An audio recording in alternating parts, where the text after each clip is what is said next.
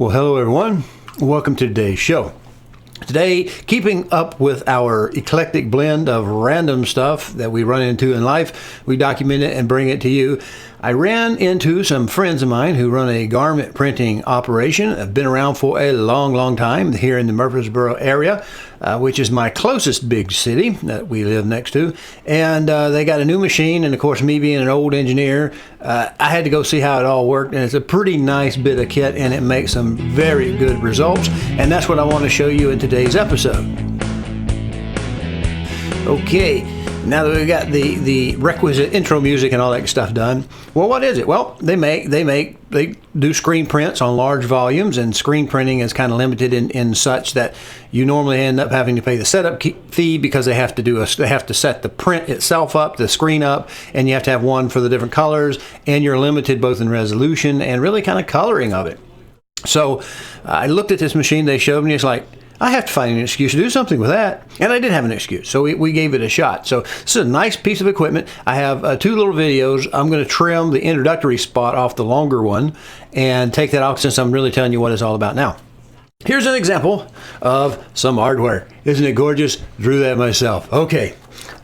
Playing the devil with my auto exposure on the camera, but it'll work.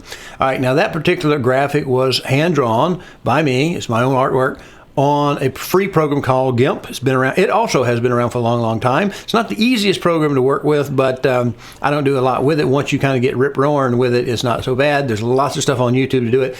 I use it to produce drawings with a transparent background, and for this process, you need a transparent background. It needs to be PNG. That's the type of drawing, type of graphic it takes. That's a raster graphic. And the first time I had this, let's see if I can do this GQ-wise. Okay. All right, my coordination is not good on this rainy day. All right, I had to redraw that because initially that was artwork for little coffee bags, little 3x3, and when I blew it up, it got a little steppy on the side. That's an official term, steppy. Got a little steppy on the side. So I had to recreate that the old-fashioned way using the old vectors that they had, the paths in GIMP there, and I was able to pretty well much duplicate it spot on. So I have that software, I have that time. If you have a little project and you can do your own artwork, this particular process does not really require a setup fee. If they can take that graphic in PNG form with a transparent background and load it into the machine, there's no setup fee. They don't charge you like a screen fee that they'd have to, because screens take a while to set up and you're limited in that. So after that, I had some shirts made. Look at that. I'm a barrel full of fun today. So with that, I'll show a little clip before the two existing ones, and I'll show you really about how the resolution of this works, because one of the benefits of this is I think it's a simpler, more direct process than some of the other prints like direct to garment. It has a little bit of a bad reputation in places, I think, because it takes a pre-treat. You got to chemically spray down the garment where you're going to put the image. It has to be pre-treated with those chemicals and put through a heat press to dry that out. Then you come back in and ink the shirt, and then you got to go back in and cure it again with the heat press, and it's a multi-step process. Some say it works really well. Other people complain that it fades pretty quickly. And, to me, first question I have, being the old engineer in me, is, well, if I spray the chemical on the threads on the big area before I put the ink down, does that chemical then leach into the other side of the shirt? Does it get next to my skin? Does it wash out? Does it wash out? And that's the reason some people think that the direct garment fades pretty quickly and doesn't really last as long. I don't really know. I'm not an expert on that. But some people say. And so this is a little bit different. This is more like a custom printed transfer with a heat press is how this works, and I'll show you that machine in that second video. But the very first one, I just want to show you. I got a little tease I did for them, try to help them out, because they're really good people. They're just good people. We've known them for a long time. If you want to contact them, if you're out of state or whatever, if you're not local and they haven't done business with you, I think their process is they'll work out the information with you, and then they'll get you invoice. You prepay the invoice, and then they get that to you, because nobody wants to have someone second guess after the mood has hit them and gone. Oh, we got the birthday coming up. I waited too long to get it done. They have pretty quick turnarounds for the most part. I'm sure they get slammed at points in time, but mostly they're very quick at turnaround, no setup fee, and they can give you a degree of color blend and translation that perhaps the direct-to-garment could do, but maybe that blends a little bit when the ink hits the threads, whereas this hits a film instead, so it stays nice and sharp, and it's got the ability to do colors all over the rainbow, all over the print field, because it's pretty well much sort of printing a special ink with the glue onto this film and transferred over. So you get better resolution than you'll ever get out of a screen print without the setup fee. The non-limited colors, I guess they're infinite technically, stepping between the blends, or maybe at least 256 or something like that, depending on the resolution of your graphic. But the resolution on this is really pretty good, and let's hit that video there. So I'm just scanning over with a cell phone, and you can look at the print, the new print that was done, that I upscaled in order to get that smoothness, take out that little blocky or steppiness that we have on the edges. So let's get that film roll running. Hey, appreciate you watching. Do me a favor, if you will, subscribe to the channel, either the YouTube or the Rumble channel, which this appears in. And if you can, check the notification bell or settings to make sure that you get notified when new videos are posted. Appreciate it.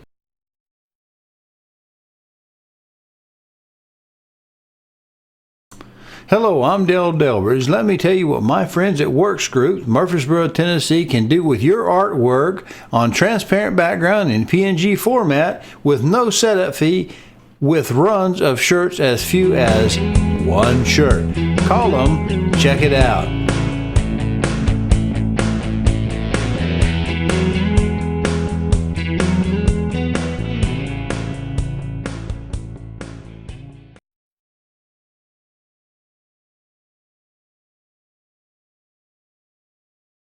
Alright, is the ink reservoir, so it looks much like a large plotter, except it can do one-off shirts that have the durability of screen print, have the customizableness of the direct-to-fabric printers, but those don't have very long lifespan, the ones that just print ink directly into it. This is actually going to do a transfer. There we go. So just testing all the ink colors, testing the heads, make sure everything's ready to go. All right, the alignment looks good. Look at the sharp lines. That's some pretty impressive resolution. Yep, we're good to go.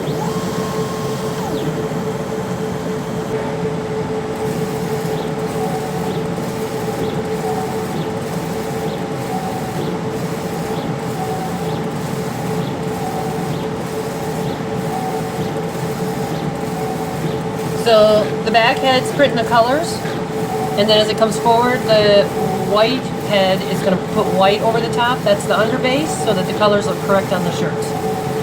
So now you see the white comes on, it's in the front. Then they're going to come down here. This is heated, so it starts to heat. We come through here, we're going to powder it and put it through the dryer to dry it. And the powder is the adhesive that makes it stick to the fabric. Correct. And then we have a little conveyor dryer. Yep. We have a conveyor dryer, and it'll come out on that. And it comes out on that end. Let's look and see what progress we're making. That is some fairly amazing looking color you've got coming off of that. And it's printing it backwards. So we're putting the color first, then we're coating it with the white. We're going to put the glue on it. The glue is going to fall down on the white from the back, so that we got nice bright colors. And then when you put it on the shirt, the white side, which will have the powder on it, will be the part that sticks to the fabric. Right. Amazing! I could push some buttons. And then we got two more designs coming up. And this allows you to do some very low shirt quantities, highly customized, very nice detail. Correct. We can just do one if that's all somebody wants. You could actually do one shirt and look like a pro. Look like you're a pro.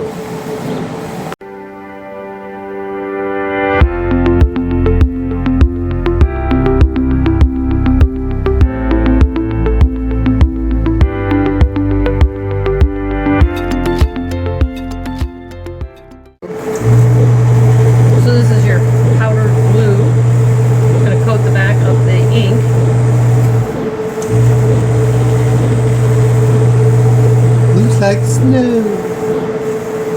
We just want to make sure it gets a nice coating.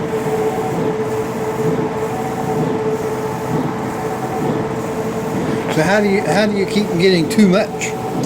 It'll shake off the sides when I start to clear it. So I have to. I see down there. Yep, and then there's a drawer on this side, and I can recycle that powder right back up.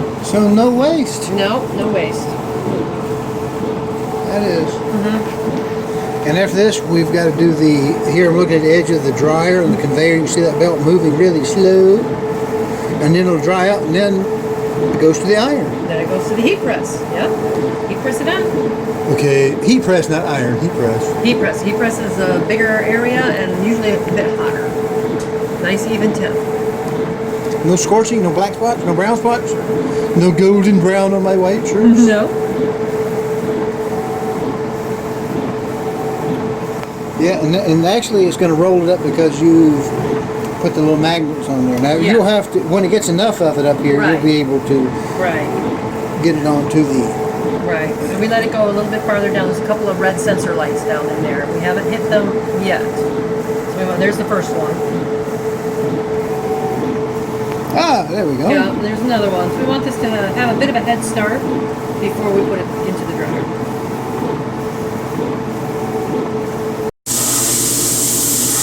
So here we see the colors on the other side of the white. Very nice. And now we just square them up and go use the heat press. Is that what you called it? Yes. Heat press, not an iron, heat press. Heat press.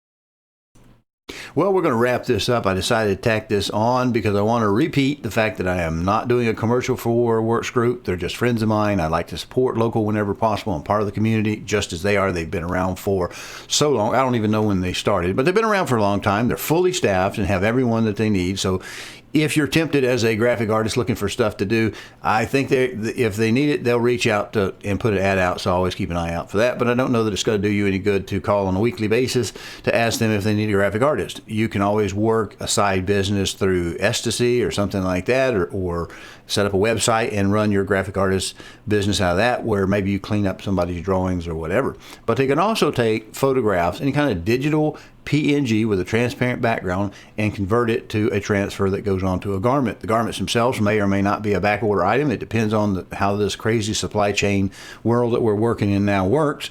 But you can talk to them directly and find out what they can do, and shoot them a copy of your artwork. A lot of times you can just email that to them. They can look at that and get a good idea whether it's going to print or it's not going to print, depending on how it's drawn out. Maybe give you a little quick tip and say, well, this is not going to work on a black background or a white background or something like that. They will, I think, give you that much tip if you're ready to make an order. Now, the machine itself, what it's really geared to is doing that niche, small job type of printing that we couldn't do before, simply because it took too many shirts. Now I'm going to put up a picture of an old, now this is old, but I want to use this as an example. This is a screen print, and when we look at it, we see that we have to have like 5 different prints on here, 5 different colors. Each color has to have its own screen, and that drives up the cost of the initial design of your garment. And if you then take that and then to dilute that, you have to print a bunch of shirts. That can be cost prohibitive, and a lot of people just simply don't pursue it. What this will allow them to do is, if you can draw it, they can print it. And the success of whether or not it prints will depend on how well you draw your drawing. Now, if you happen to be a graphic artist who's looking for extra work, I would suggest you probably not call on a weekly basis, see if they need help. They're a fully staffed office. They produce these things on a daily basis. They're fully staffed, and if ever they need someone, I'm sure that they'll post a job application or opportunity available out there. If I can get those words out of my mouth this early in the morning. So they're good people, and that's why I'm doing this. I'm not affiliated. They're good people, and I think their work looks as good as anybody's, if not better than most. So I work with them. I recommend them. And they are available. You have seen their contact through this video, so you can certainly reach out and get them at your leisure. And just be aware that you can now get small volume run prints of specialty nature that have better resolution than you could ever get out of a screen print for much less cost. So that's it. We appreciate you. I know they would appreciate hearing from you. Give them a try if you look for this kind of thing, and find out what their terms and conditions really are. Thank you. Appreciate you, and have a great rest of the day.